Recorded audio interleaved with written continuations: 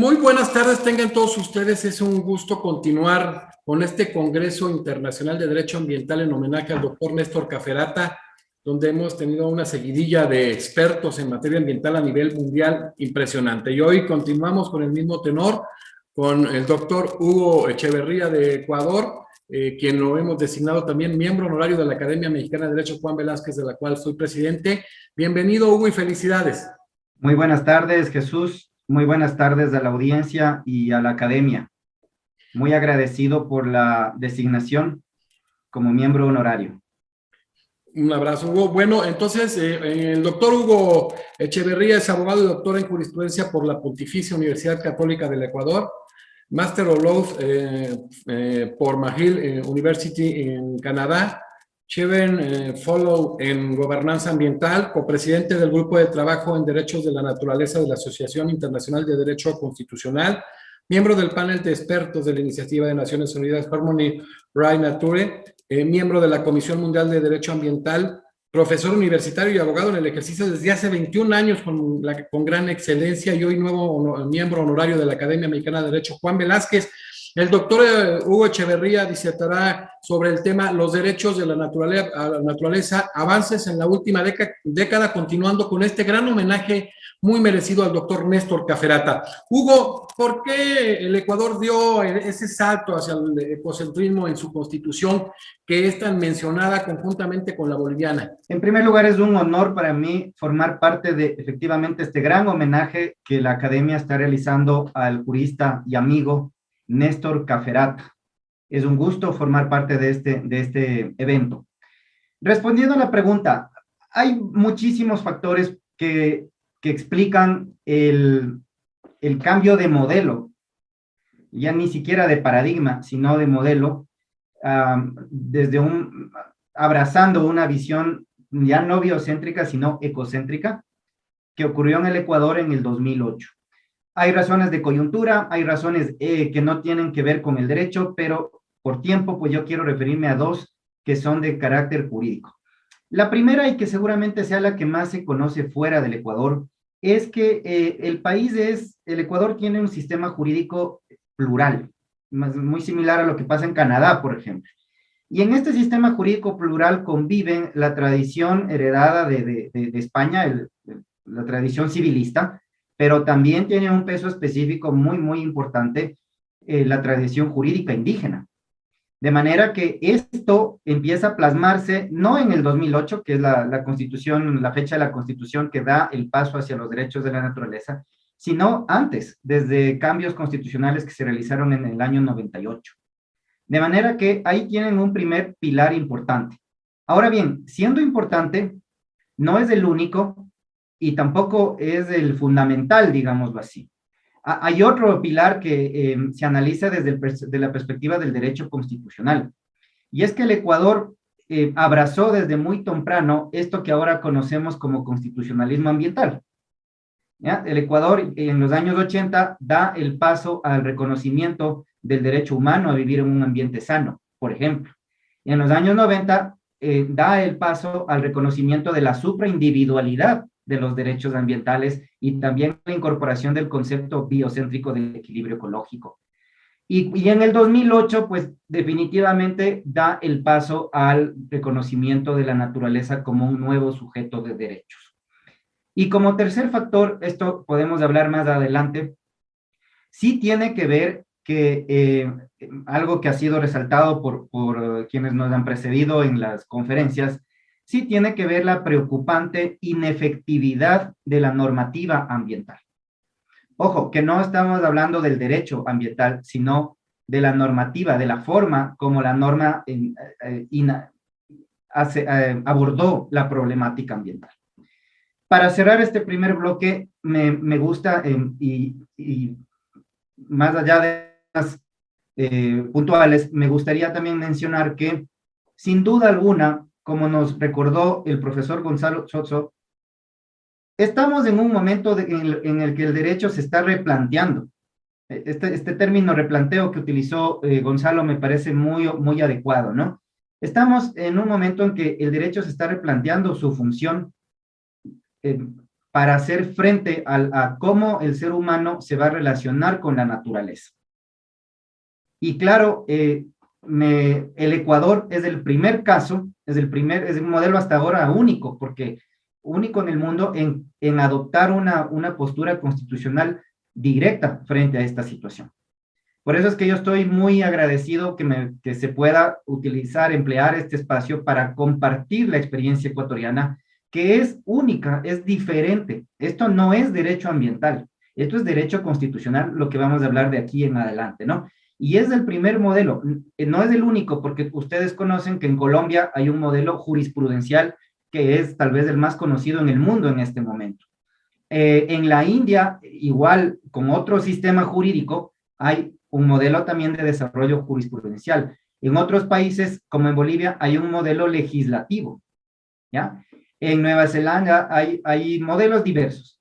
El Ecuador sigue siendo el único en haber constitucionalizado este tema, y 13 años más tarde tenemos bastantes temas por compartir. Qué interesante, ¿no? Cómo se adoptan estos nuevos modelos constitucionales, como atinadamente dices tú, Hugo, reorientándose, replanteando el derecho, y cómo desde el tema constitucional, desde la Constitución misma lo hace evidentemente el Ecuador con su novedosa, en su momento, Constitución, y lo que también se ha hecho, que dijiste tú, sobre todo la jurisprudencia, ¿no?, de la Corte Suprema de Colombia, que va a estar con nosotros Luis Armando Tolosa Villabona, que es el ministro que presentó las ponencias estas del oso chucho, y luego sobre todo la de la Amazonia colombiana. Excelente, Hugo. Oye, Hugo, hemos hablado de este tema de los derechos de la naturaleza. Cuando abordamos los derechos de la naturaleza, ¿son estos derechos ambientales? Ya, muchas gracias. La respuesta es negativa. No, no son derechos ambientales, y esto es lo que significa que el modelo ecuatoriano sea único,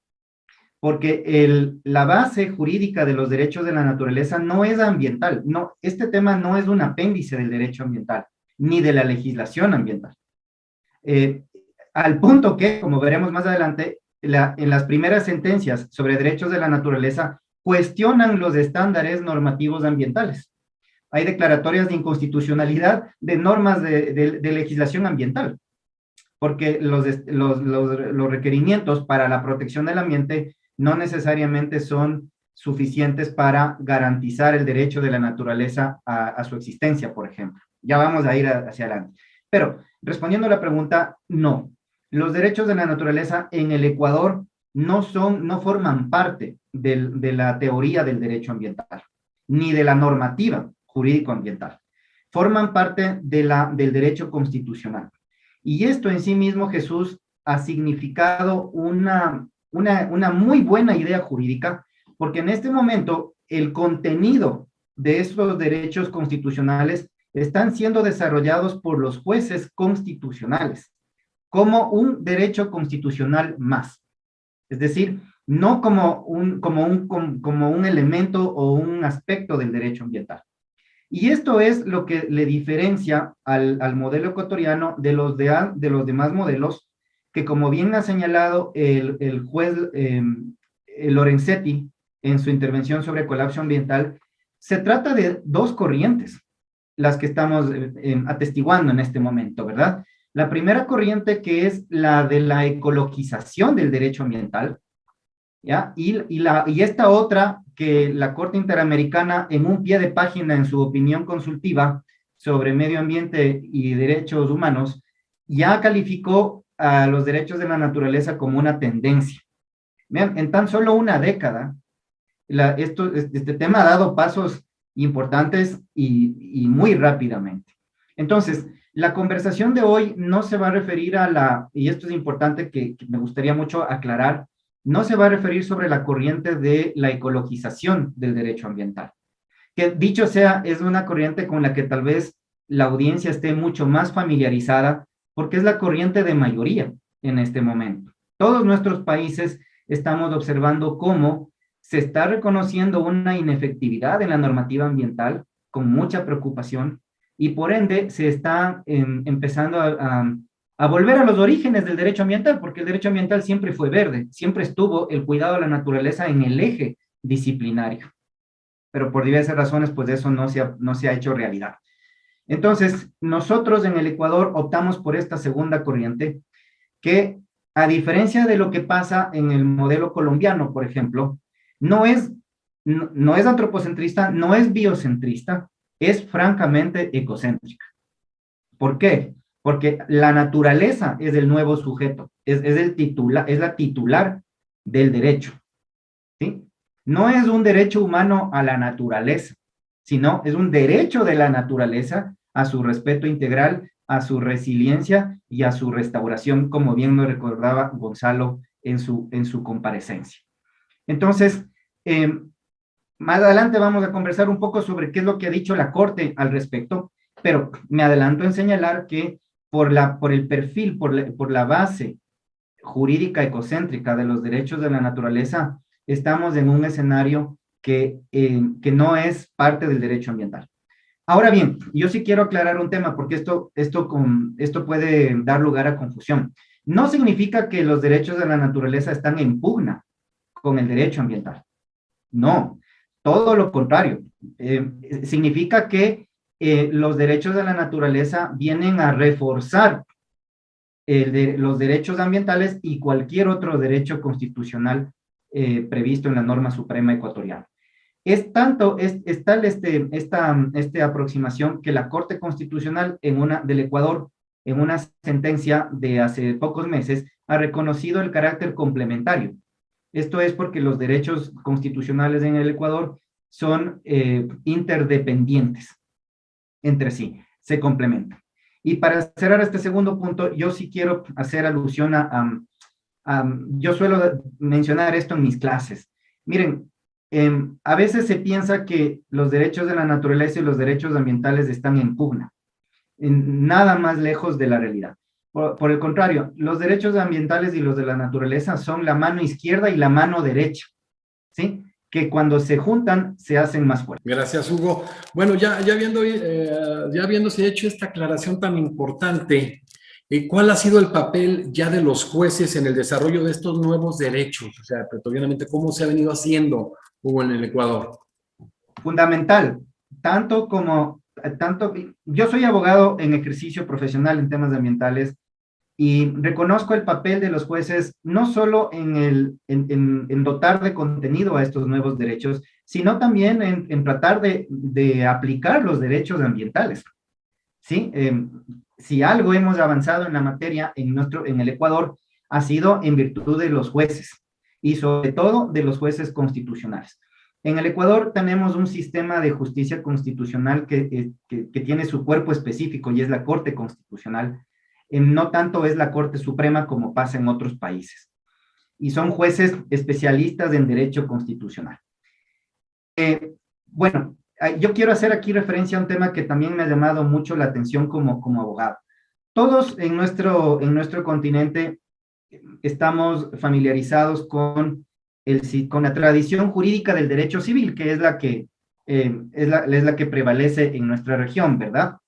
Y en esa tradición jurídica, quien tiene un rol primario en el desarrollo del derecho constitucional para dotarles de contenido, es el legislador, ¿verdad? Es el legislador, es el que tiene a su cargo la regulación de los derechos, del ejercicio de los derechos constitucionales.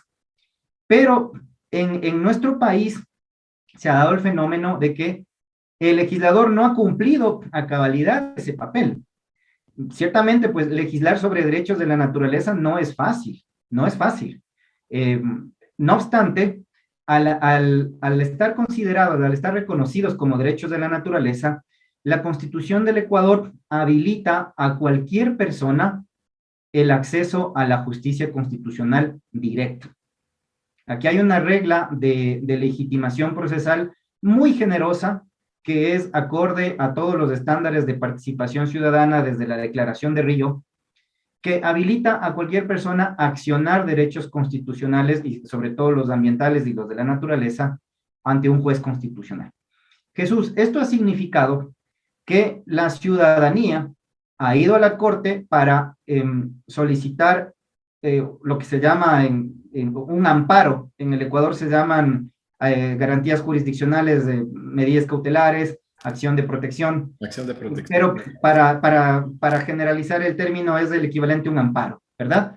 Sí. Y eso ha derivado, Jesús, en que los jueces, no los legisladores, esto es curiosísimo, ¿no? Esto nos acerca mucho al sistema anglosajón, al sistema legal anglosajón, quienes sean los jueces los que nos digan qué son los derechos de la naturaleza y cómo debemos aplicarlos. Entonces, para cerrar este tercer bloque, sin duda alguna han sido los jueces protagonistas, protagonistas en definir el contenido esencial de los derechos de la naturaleza. Yo tengo aquí un par de sentencias que fueron emitidas por la Corte Constitucional del Ecuador, a las que me quisiera referir más adelante, y que reflejan precisamente esto, ¿no? Hugo, qué importante, bueno, primero, qué bueno que haces el comentario de lo que es el amparo en Ecuador a la acción de protección que se designa así, antes era amparo, ¿verdad? Con la nueva constitución fue acción de protección y hay un recurso de protección que es el chileno, también es el amparo, pero la trascendencia hoy de tener una corte constitucional, dentro de la magistratura constitucional tenemos salas constitucionales, cortes supremas y en estos verdaderos tribunales constitucionales, estas cortes. Aquí por la academia han pasado algunos muy valiosos, como el doctor Agustín Grijalva, Teresa Núquez y Ali Lozada. ¿Qué tan importante ha sido en este tema del protagonismo para que se digan y se aclaren y se determinen los derechos de la naturaleza a través de la magistratura constitucional, es decir, a través de una corte constitucional? ¿Qué tan importante es el tener una corte constitucional desde tu visión, Hugo? Absolutamente importante. ¿Por qué razón? Porque la respuesta, lo que sabemos hoy, en este momento en el Ecuador sobre derechos de la naturaleza, no es fruto de un debate político que normalmente se da en la legislatura, carente a veces de sustento jurídico, ¿ya? Sino que es fruto de un debate profundamente jurídico, en primer lugar, está a cargo de jueces, y en segundo lugar, de orden constitucional. Y en tercer lugar, y esto tal vez es un aspecto coyuntural, pero a la vez fundamental. La Corte Constitucional del Ecuador, que es la que nos ha dado las primeras decisiones sobre derechos de la naturaleza, es una corte que tiene altísimo prestigio en el país por su conformación. Es una corte que está en funciones desde el año 2019 y que ni más ni menos tuvo como presidente un expresidente de la Corte Interamericana de Derechos Humanos y un reconocidísimo profesor de varias generaciones de abogados en el país. Tiene además entre sus integrantes a reconocidos juristas de la academia, a reconocidos juristas del ejercicio profesional. De manera que, si bien pues y la Corte ha tomado decisiones en temas muy controversiales en el país, lo cual también le ha dado un nivel altísimo de reputación, porque básicamente pues la Corte hizo frente a temas que en el pasado nadie quiso hacerlo, ¿verdad? Temas delicados, temas que generan controversia. Y como los derechos de la naturaleza, ¿verdad? Porque acá en el Ecuador, más allá de que están reconocidos, y a eso nos vamos a referir más adelante, eso no significa que sea un tema pacífico. Así es que todos estos componentes dan cuenta que las primeras decisiones, que además son las que están sustentando los grandes pilares teóricos sobre los derechos de la naturaleza, han sido beneficiadas porque fueron emitidas por una Corte Constitucional, no por la legislatura, sino por jueces, por juristas constitucionales de altísimo renombre en el Ecuador. Hugo, entonces, ¿qué tan efectivos o cuál es la efectividad? ¿Son efectivos precisamente los derechos de la naturaleza? Antes de pasar al tema, yo no quiero hacer referencia a un punto adicional. Muchos entre quienes abogan por los derechos de la naturaleza, hubo esta preocupación de que, debido a que los jueces de la Corte son constitucionalistas y que no eran especialistas en la materia, digamos, ni siquiera en derecho ambiental, había mucha preocupación acerca de cuál va a ser el análisis de este tema en el marco de la Corte Constitucional. Y me parece que la preocupación era, yo no compartía esa preocupación, ya les voy a comentar, pero me parece que era válida porque históricamente, no sé cuál sea el caso en otros países, pero históricamente los tribunales, no solo los constitucionales, sino los de justicia ordinaria, no le dieron mucha importancia al ambiente como un bien jurídico, ¿sí? Yo tengo un estudio de unas 60 resoluciones de tribunales constitucionales del país y la verdad es que el bien jurídico ambiente nunca tuvo un rol protagónico en las decisiones judiciales. Entonces, claro, los abogados de los derechos de la naturaleza tenían la misma preocupación de que los jueces no le tomen, no tomen en serio este tema. Pues desde el inicio mi postura fue distinta. Yo más bien aplaudí la idea de que este tema sea discutido por jueces de diversa perspectiva.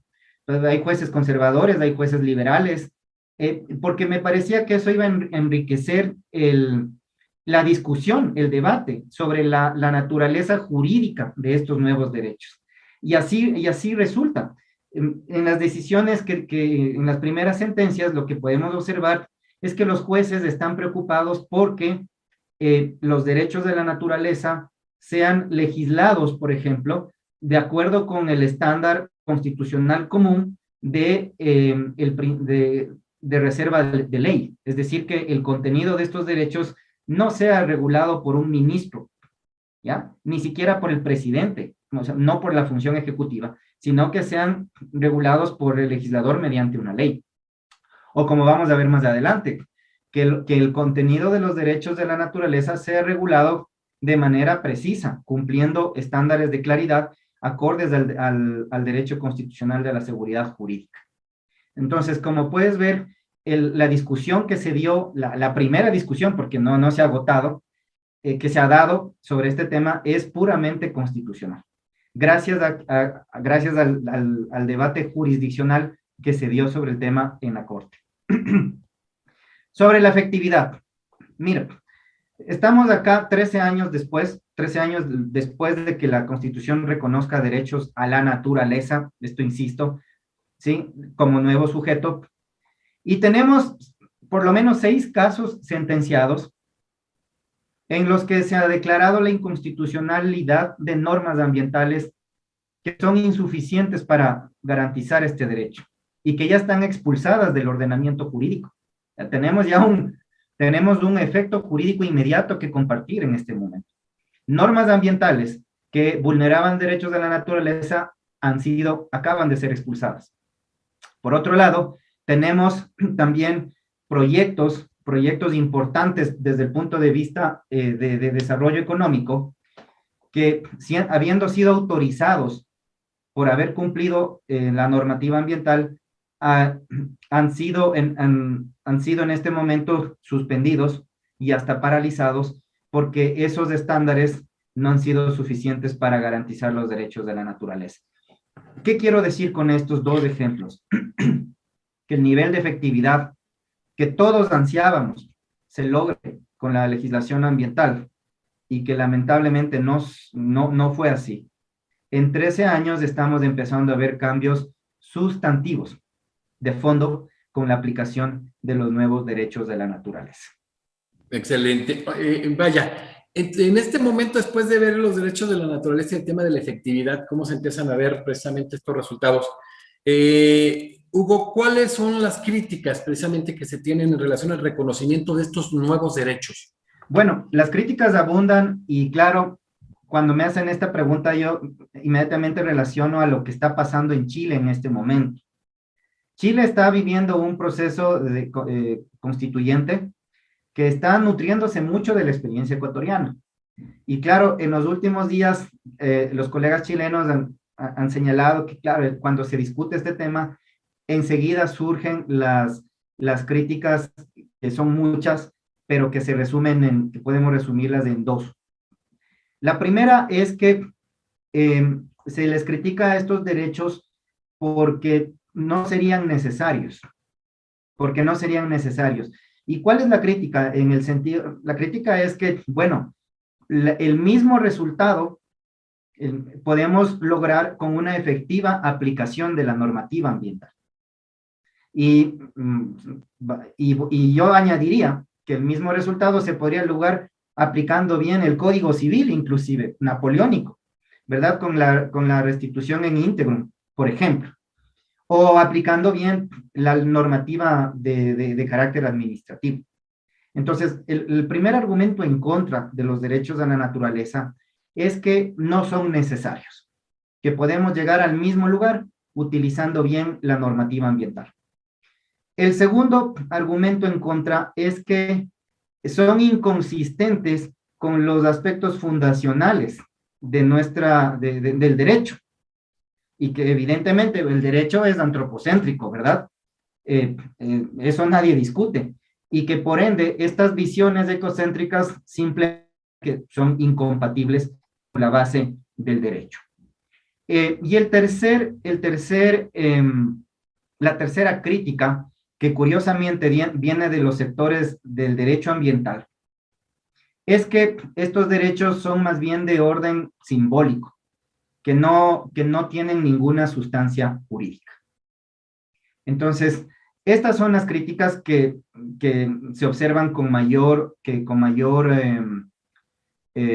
recurrencia. Qué interesante. Ya abordaste tú en toda esta disertación cómo da el salto Ecuador hacia el ecocentrismo en su constitución, la primera, ¿no? En el mundo, ya eso no se lo quita a nadie. Y cómo pretorianamente se han venido haciendo cosas importantes, el caso colombiano.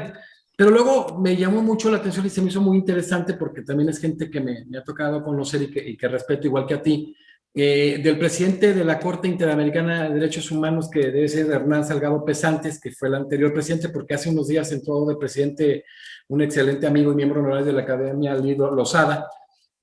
¿Qué importancia tuvo el que haya sido presidente Hernán Salgado? ¿Qué tú abordaste en este sentido, sobre todo para la producción jurisprudencial en este tema de los derechos de la naturaleza, Hugo?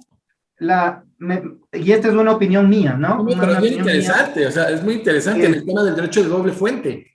Que un expresidente de la Corte Interamericana de Derechos Humanos,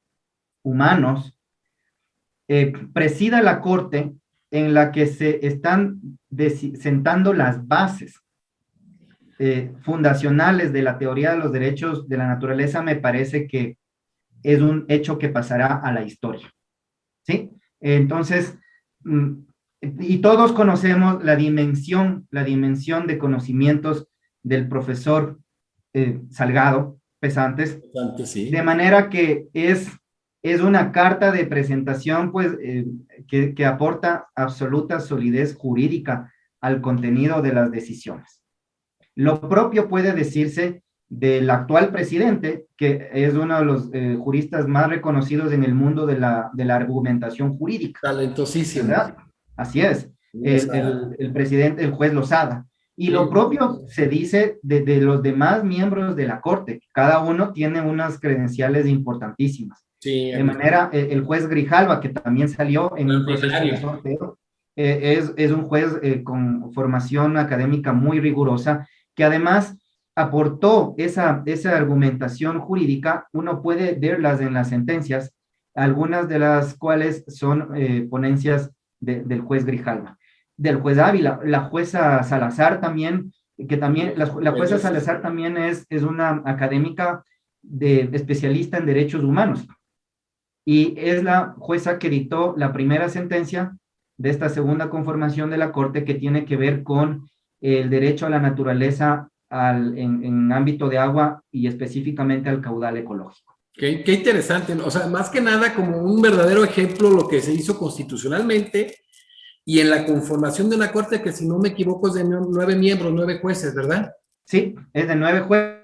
Y acá, miren, si vamos un poco haciendo un desglose de las decisiones, tenemos decisiones también del juez Ávila, que salió también en este proceso de selección, que tienen una sustentación muy fuerte en aspectos de sociología jurídica, ¿sí? Pero son es decir, el tema se exploró en la Corte desde varias perspectivas.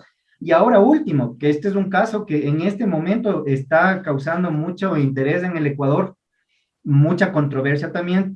La jueza Teresa Núquez Excelente. acaba de dictar una sentencia de su ponencia, pero que tiene que ver con el análisis de los derechos de los animales en el marco de los derechos de la naturaleza.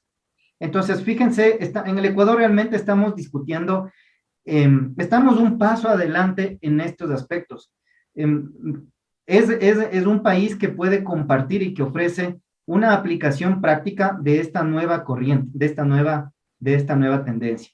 Y lo importantísimo que yo quisiera resaltar, insisto, es que el escenario no ha sido el legislativo, que sería el primario, digámoslo así, Claro. pero que de alguna manera eso terminó fortaleciendo al análisis de este tema porque ha sido analizado a nivel de Corte Constitucional, que es el órgano máximo de justicia constitucional, y por jueces que tienen credenciales que todos reconocen son inmejorables.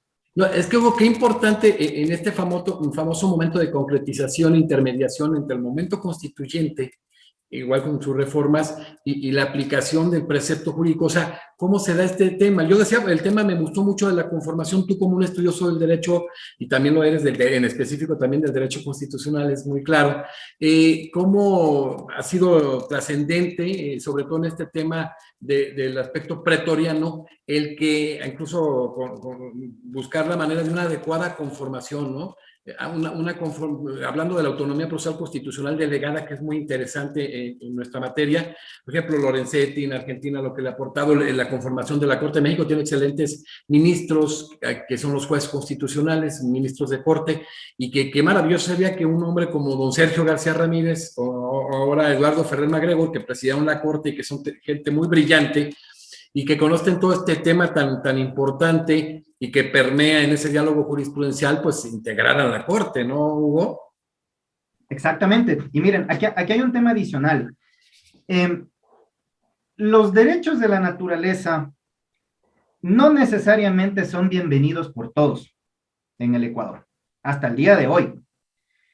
Pero siempre en el ámbito jurídico, siempre fueron o un poco marginados, digámoslo así, del debate me refiero, ¿no? O vistos desde un punto de vista más bien frívolo. Bueno, pues 13 años después, con estas decisiones, están todos pues muy atentos a ver qué ha sido esto los derechos de la naturaleza. Y lo interesante, Jesús, y por qué quiero compartir esta idea, es que incluso yo he hecho ese ejercicio, yo me estoy demorando en el estudio de las sentencias porque estoy analizándolas desde un punto de vista crítico, tratando de identificar no solo las fortalezas, que son muchas en estas sentencias, muchísimas, pero también las debilidades. Y francamente me está costando trabajo encontrar problemas de argumentación, por ejemplo, o temas en los que uno puede decir, bueno, aquí la Corte se equivocó, ¿sí? Entonces, ¿a qué quiero llegar con esto? Que se nota que la Corte, porque en el Ecuador las decisiones tienen que pasar por un voto de mayoría, ¿no? Del pleno de la Corte. Entonces, tú tienes decisiones que necesitan mínimo 5 votos de mayoría, ¿verdad? Hay decisiones que tienen 7 votos de mayoría. Entonces, lo que yo quiero decir es que el nivel de la ratio decidendi que se está formando con estas decisiones es de altísima calidad. Claro, riquísimo. Es muy difícil impugnar los razonamientos que plantea la Corte acá. Eso es por un lado. Y por otro lado, me parece que la Corte tomó nota de que en el foro de los abogados el tema pues es ajeno todavía, ¿no? Entonces, en la gran mayoría de las sentencias, Jesús, y esto me parece muy, muy adecuado, la discusión, el razonamiento, la motivación, no es de derecho, no se aleja del lenguaje y de los aspectos que un abogado constitucionalista común puede entender. Entonces, en la Corte, en estas decisiones se refieren, por ejemplo, al principio de reserva legal, ¿ya? se refieren, por ejemplo, al derecho constitucional a la seguridad jurídica, ¿sí? Se refieren, por ejemplo, a la necesidad de que los derechos de la naturaleza, al ser derechos constitucionales, estén en relación, sean interdependientes con otros derechos constitucionales, como el ambiente, como la salud, incluso como el mismo derecho a la propiedad y el desarrollo económico. Claro, pues sí, sí. Entonces, están planteados los argumentos de tal manera que no necesitas ser abogado especialista en derecho ambiental y menos en derecho de la naturaleza, que nadie lo es, para entender la forma como la Corte llegó a las decisiones que tomó. Que dicho sea, son decisiones muy, muy rigurosas. Y con esto quiero dar un ejemplo. Hay un proyecto minero de carácter internacional que fue autorizado para que inicie la fase de exploración en 2017. ¿Ya? Tiene todas las autorizaciones administrativas requeridas por el Ecuador, incluyendo las ambientales, estudios, etcétera. ¿Ya? Pero resulta que este proyecto realiza fase de exploración en un lugar que tiene una categoría administrativa de bosque protector y que además alberga ecosistema frágil de bosque y que además es el hábitat, ojo con esto porque esto es interesantísimo, de cientos de especies de flora y fauna que están en peligro, que están amenazadas de extinción. Algunas de ellas que están en peligro crítico de extinción, es decir, al borde de la extinción. No obstante, el Estado otorga autorización, incluyendo la autorización ambiental. Bueno, años más tarde, 4 años más tarde, como consecuencia de un reclamo ciudadano, la Corte Constitucional selecciona este caso y dice que el Estado no debió haber nunca autorizado este proyecto porque evidentemente pues va a generar una afectación a las especies que están en peligro de extinción. ¿Ya? Y en virtud de los derechos de la naturaleza, porque este caso se analizó a la luz de los derechos de la naturaleza, revocó, dejó sin efecto las autorizaciones, ¿sí? Y dispuso que el proyecto tenga que salir del área. No porque es un área protegida o porque es un bosque protector, sino porque es el hábitat de especies que están en peligro de extinción. Ahora, ¿por qué decidió esto la Corte? Porque puso en aplicación lo que dice el artículo 73 de la Constitución, que forma parte del capítulo de los derechos de la naturaleza, que exige, es una norma que tiene una vocación dispositiva, que le exige al Estado la adopción de medidas precautorias y restrictivas, Jesús, restrictivas para las actividades que pueden conducir a la extinción de las especies. ¿Ya? Y entonces la Corte dice, miren, la Constitución dice que el Estado tiene que actuar de manera precautoria y tomar medidas restrictivas. Entonces, en tal virtud, la minería no puede realizarse en un lugar en el que habitan animales que están en peligro crítico de extinción. Esto nunca antes se había visto en una decisión de esta magnitud de reforzamiento de los derechos de la naturaleza en la época del Ecuador medioambiental. ¿Sí? Y es más, la Corte además señala y reitera este argumento de que los instrumentos de gestión ambiental que son tan importantes en nuestra materia, ¿sí? No deben ser tomados a la ligera, sino no deben terminar siendo, dice la Corte, un mero trámite. Lo dice así, sino que tiene que abordar los aspectos sustantivos de la decisión, tiene que realmente informar una decisión, porque el instrumento de gestión ambiental es la articulación entre la teoría del desarrollo sustentable y la puesta en práctica en casos concretos. Entonces, esto es lo que a estos niveles está llegando la Corte de aplicar con rigurosidad la norma que está orientada a garantizar los nuevos derechos de la naturaleza. No, gracias, extraordinaria disertación, muy, aparte muy claro, muy profunda, una manera de distinguir, de determinar este detonante precisamente de la implementación del ecocentrismo en la Constitución, cómo se ha venido actuando pretorianamente, todo lo que ha venido surgiendo y la efectividad específicamente de estos derechos de la naturaleza y las críticas que se vienen dando con el reconocimiento de estos nuevos derechos, pero qué importante es tenerlos. Gracias, Hugo, pues es maravilloso que hayas estado precisamente en este Congreso Internacional de Derecho Ambiental en homenaje a nuestro amigo, nuestro común amigo Néstor Caferata, extraordinario jurista y mejor amigo. ¿Qué le ha aportado, Hugo, para concluir, qué le ha aportado nuestro amigo Néstor Caferata desde tu visión al desarrollo del derecho ambiental? Bueno, yo tengo aquí una de las primeras obras que creo que todos han mencionado en las intervenciones. Al día de hoy, Néstor Caferata es la figura más visible del derecho ambiental de nuestra región. Me parece que Néstor aporta sustancia a nuestra materia día a día. Así es que quiero insistir en las palabras que han mencionado quienes me han precedido en estas charlas y aportado sustancia. Eso es lo que me sintetiza mi opinión sobre Néstor, ¿no? Me gusta mucho que Néstor se esfuerza en el análisis del derecho ambiental desde la perspectiva de los principios. Y porque le da, esta es la columna vertebral de cualquier disciplina jurídica, y él ha dedicado su carrera y su profesión al tema del estudio de los principios. Hugo, ¿qué es Néstor el amigo? Bueno, mira, aquí me voy a quedar un minutito porque tengo varios temas que comentar. Bueno, en primer lugar, este es un tránsito entre el académico y el amigo. Néstor es de esas personas con las que tú puedes debatir. Mira, yo soy abogado en ejercicio de la profesión y a mí me gusta debatir.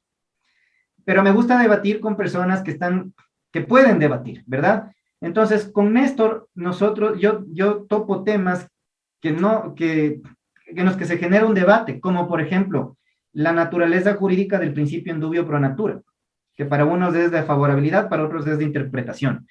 La misma irrupción de los derechos de la naturaleza en un escenario marcado por la corriente del enverdecimiento del derecho ambiental. Y que ciertamente muchos colegas ambientalistas pues no están de acuerdo con los derechos de la naturaleza y hasta le ven con un cierto recelo, ¿verdad? Pero con Néstor podemos conversar de esto respetando los criterios jurídicos divergentes y enriqueciendo ese diálogo. Para mí ese es un verdadero académico, ¿verdad? Una persona que está abierta a escuchar la opinión del otro y de alguna manera hasta enriquecerse de esa opinión. Así es que yo encuentro en Néstor esa cualidad en alto grado. En segundo lugar, el amigo. Miren, alguna vez cuando abogado joven fui a la Argentina, me topé con Néstor Caferata, entonces designado como el primer secretario, ni más ni menos que de la Corte Suprema de Justicia para temas ambientales. Y Néstor, sin conocerme, tuvo la amabilidad no solo de hacerme un tour extraordinario por el edificio de la Corte Argentina, que es magnífico, sino que además me guió hasta la calle de las librerías, que es tan famosa en Buenos Aires, y bueno, ahí como cualquier jurista, pues uno puede quedarse horas y días enteros, ¿no? Entonces, y desde entonces surgió una amistad que se mantiene hasta el día de hoy, que es inmejorable. Entonces, es un amigo, es una persona que comparte, que se esfuerza por compartir el conocimiento, que te abre las puertas, que te responde al minuto, ¿verdad? Así es que eso es lo que yo puedo decir sobre Néstor Caferata, el amigo, el académico y el jurista. Muchas gracias, Hugo, por haber estado en esta conferencia en el marco del Congreso Internacional de Derecho Ambiental en homenaje a Néstor Caferata, en tu designación como miembro honorario de nuestra academia, que nos da mucho gusto. Siempre se agregan miembros muy importantes de todo tipo y bueno, nos da mucho gusto sabiendo tu calidad humana y tu capacidad de información jurídica. Y hoy, pues, en este marco has dado una extraordinaria presentación. Con muchísimas gracias por tu participación, Hugo. Gracias, Jesús. Un mensaje final. Quiero extender una cordial invitación a quienes nos están mirando para estudiar el caso ecuatoriano con este modelo constitucional ecocéntrico de derechos de la naturaleza. Es muy interesante, es importante, incluso para generar un contraste con el modelo que está prevaleciendo en nuestra región del enverdecimiento del derecho ambiental. Quedan todos cordialmente invitados. Hay que ponernos de acuerdo y generar algo interesante con la academia. ¿Qué te parece? Aparte. Encantado. Perfecto. Pues bueno, hoy estuvo con nosotros el doctor Hugo Echeverría, quien evidentemente es un jurista de la más alta talla, un hombre muy querido también por Néstor Caferata, copresidente del Grupo de Trabajo de Derechos de la Naturaleza de la Asociación Internacional de Derecho Constitucional, miembro del panel de expertos de la Iniciativa de Naciones Unidas Common Rai en Natura, y miembro de la Comisión Mundial de Derecho Ambiental, un hombre extraordinario, ser humano y un jurista de la más alta talla. Pues hoy despedimos al doctor Hugo Echeverría y continuamos con la siguiente entrevista en el marco de este Congreso Internacional de Derecho Ambiental en homenaje a Néstor Caferata. Muchas gracias.